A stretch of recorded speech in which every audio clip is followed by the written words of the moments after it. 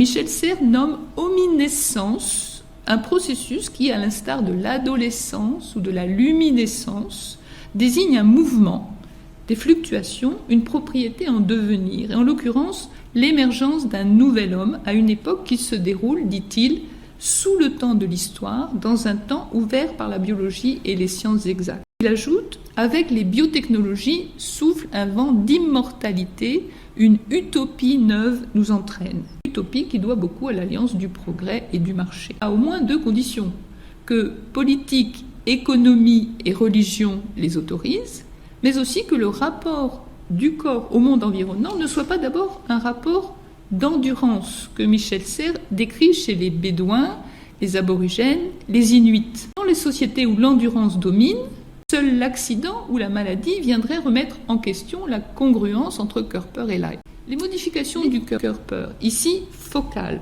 en font un objet au service de l'apaisement, notamment, mais pas que, à l'adolescence, face à l'inquiétude de vivre dans un monde saturé d'images et de stimuli, avec un nouveau corps plus exposé que jamais, désirant et désirable.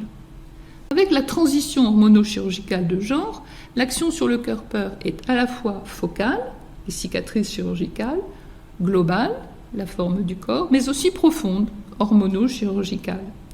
De cette transformation focale, globale, profonde du Körper, y compris dans sa dimension sexuée, est attendue la stabilisation d'un Leib sexué fragilisé par l'inadéquation perçue entre l'image de ce Körper et sa désirabilité par soi ou l'autre. Pour le dire autrement, avec la virtualisation de l'intercorporéité, dans l'enfer sartrien contemporain, nous partageons désormais avec l'autre un huis clos numérisphérique. Association de Big Brother dans 1984 et du panoptique de Bentham.